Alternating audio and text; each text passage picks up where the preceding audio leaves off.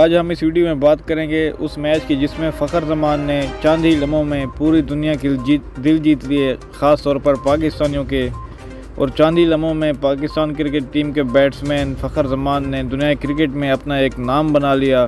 بات کریں اگر انڈیا کی، تو انڈیا میں بھی لاکھوں فینز اسی ایک چند لمحوں میں فخر زمان کے بن گئے تھے، اور ٹویٹر پر بھی جو ان کا ٹرینڈ دکھائی دیتا تھا۔ ساتھ ساتھ آپ کو یہ بھی بتاتے چلیں کہ فخر زمان کی یہ اننگ پوری دنیا میں مشہور ہو گئی تھی۔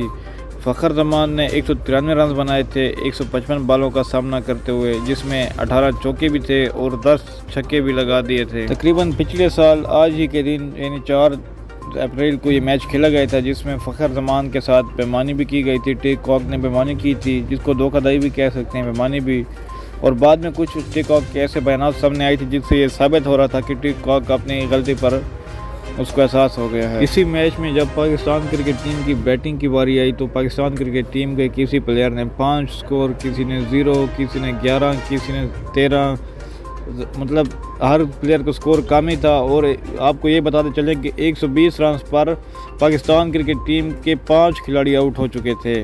آدھی ٹیم 120 کھلاڑیوں پر آؤٹ ہو چکی تھی۔ آپ کو اندازہ ہو گیا ہوگا کہ پاکستان کرکٹ ٹیم کی کیا حالت چل رہی تھی، حالانکہ جبکہ پاکستان کرکٹ ٹیم کو 341 رنز چیز کرنے تھے۔ اس میچ میں اکیلا فخر زمان لڑتا ہوا دکھائی دے رہا تھا۔ اس میچ کے ایک موقع پر 124 رنز کی اسٹرائک پر ایسا دکھائی دے رہا تھا کہ جیسے فخر زمان یہ میچ لے اڑیں گے، لیکن اس بیوقوفی کے کیا ہی کہنے، اس دھوکہ دہی کے کیا ہی کہنے، جس کی وجہ سے پاکستان یہ میچ ہارنے کے قریب ہو گیا تھا، اور بالآخر پاکستان یہ میچ 17 سکور سے ہار گیا تھا، جبکہ آخری اوور میں پاکستان کو 31 رنز چاہیے تھے جیت کے لیے۔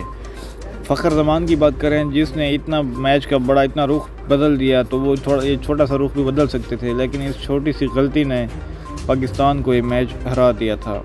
امید ہے آپ کو ویڈیو پسند آئی ہوگی، تو ہمارے چینل کو سبسکرائب کریں، ساتھ ہی بیل کے آئیکن کو آل پر کریں گے۔ ملیں گے نیکسٹ ویڈیو میں، تب تک کے لیے اللہ حافظ۔